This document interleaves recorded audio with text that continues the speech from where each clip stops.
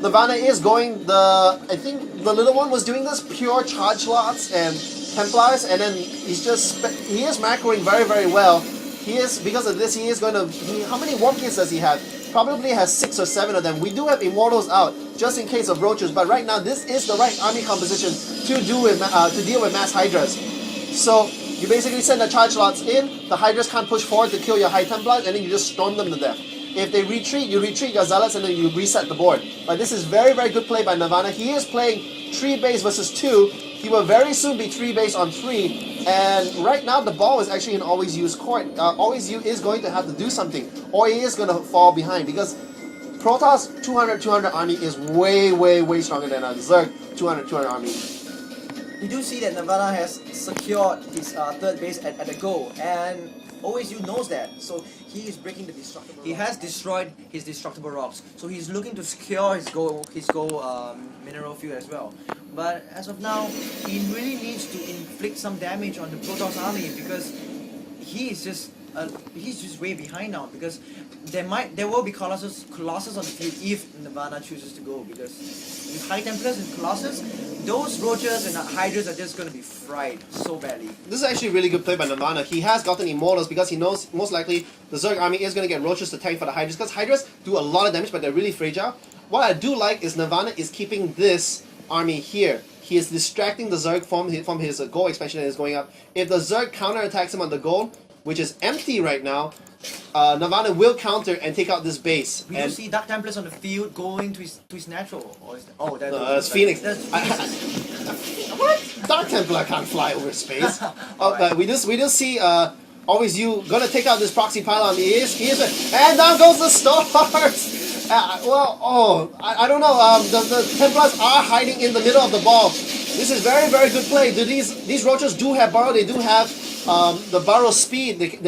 What is it called? Tunneling claws. They do have tunneling claws. No, it's not tunneling claws. It's a... No, see, when they have the little green things on top, that is tunneling claws upgrade. It is a slightly different animation. Alright. You do play Zerg, right? But anyway, okay. But you see, still there is no creep highway. This should be covered in creep, and then AlwaysYou would be very quick to engage. There is going to be probably a couple more storms here. The storms are softening up the Roaches, but it does very little damage because he's just going to basically borrow and get all his health back. Nirvana is just playing with him right now. Nirvana is almost maxed out at 128. He actually is a little bit supply block right now.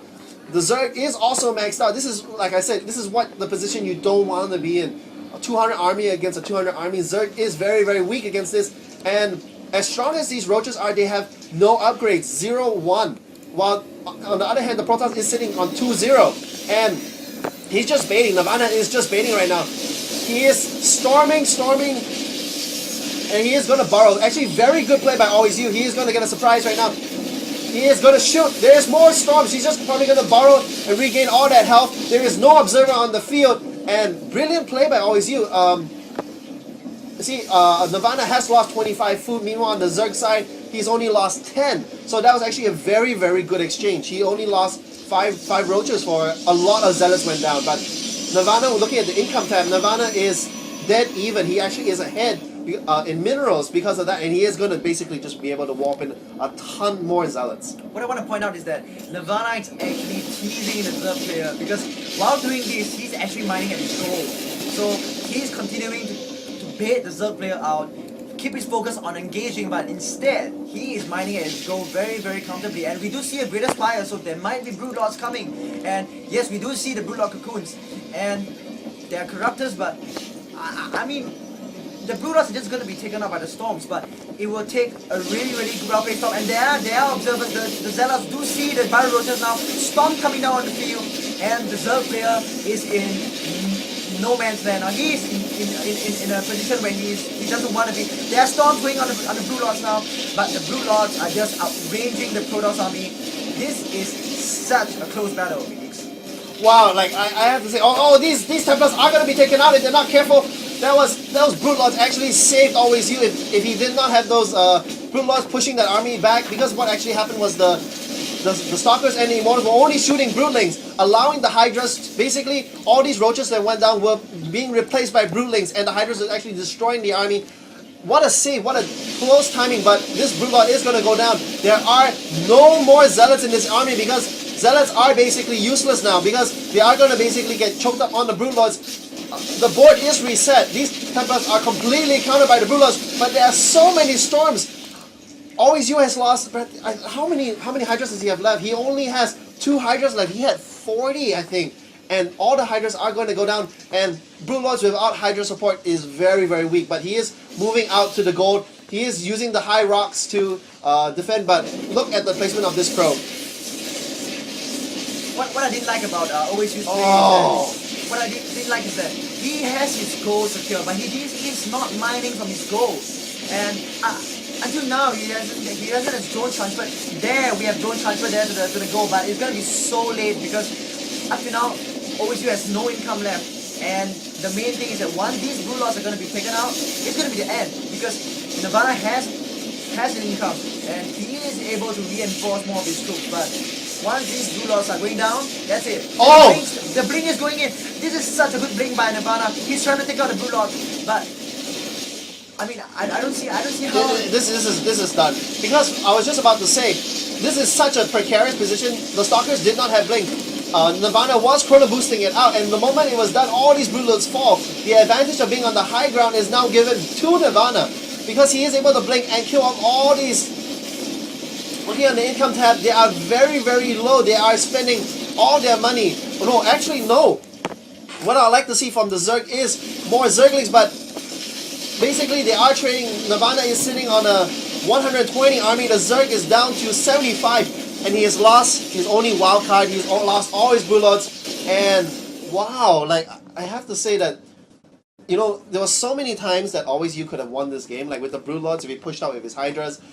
You know, and he basically did the same thing like up here. If he had the Roach Hydra with Broodlord support, he could have won, but fantastic support, and AlwaysYou calls GG. Like, he knows he's down to 1 mining base. Look at the saturation on this base. And, wow, what a game. What do you think, HG? This is an epic game, obviously, because from the start, we do see that the Zerg maintained an advantage. He went for 3 base to 2 base, and he did push up with a very huge army, but what he did in that push was he engaged the Protoss army with cannons backing them, and that is so crucial because if he's gonna do that, he's gonna lose out all his army, and that will give Nirvana time to actually rebuild his army, and most importantly get high Templars on the field and get those storms on the Hydras.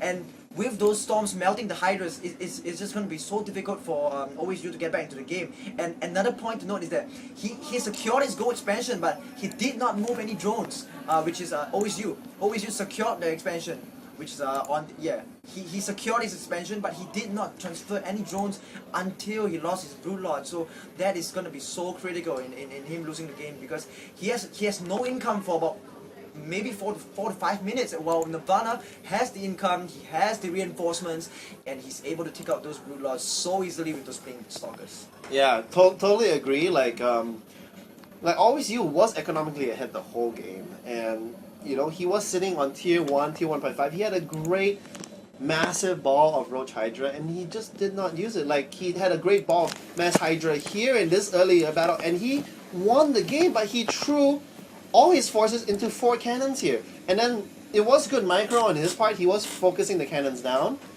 and he did get all 4 cannons down, but then with the Phoenix coming in, picking up the Roaches, and it was just lights out. Like I said earlier, if he had moved his army here, he would have won easily. Over here again, when he basically took out all the Zealots with the Broodlords, he could have counterattacked because they had no more Zealots. He only had Stalkers and Immortals, and Hydras destroyed that. And then he could have ran his Broodlord, he could have ran his Roaches in front, snipe out the Templars, and it would have been so much easier. And I think AlwaysYou macro just slipped because remember there were Phoenixes in the beginning, then there were DTs, then later on there were Void Rays just irritating his base. He was under such constant pressure that, you know, AlwaysYou probably was playing on the back foot, even though economically and army-wise he was ahead. I mean, that's the sign of a really good Protoss player. You do not want to give the Zerg time to macro, get that army, outnumber you with his forces, and then just wipe you out. So it was really very good constant harassment there by Nirvana. First by Phoenixes, lifting up the Queen, getting back to defend against the huge ball of Hydras and Roaches. After that, sending in DTs, while the Overseer is still not morphing in, he killed so many drones, and that could have been so critical, because with the number of drones that were killed, there could have been so much minerals that could be gathered. And one thing to note, AlwaysYou did not have his creep highway. It's so important to have that creep highway if you're going for He had the creep tumor, but Yeah. he just didn't use it. yeah, you need to have that creep highway if you're going for roaches and hydras, because unlike mutalisk, if you're going for mutalisk and speedlings, the speed and the map control you can get with those units does not require the creep highway. But if you're going hydras and roaches, the creep highway is so crucial to win in the game, because with the creep highway you're able to move so much faster, you're able to reinforce. So All right. I guess Well, that's about I it. think we talked enough. Thanks guys for listening, if you're still listening. But yeah, so Singapore takes it. Takes it over New Zealand 2-0, and we will be casting more King of Sea tournament games, and hopefully you like our dual cast, and we'll do more casts in the future. And thank you for listening. This is HD Phoenix and HG signing out. Signing out.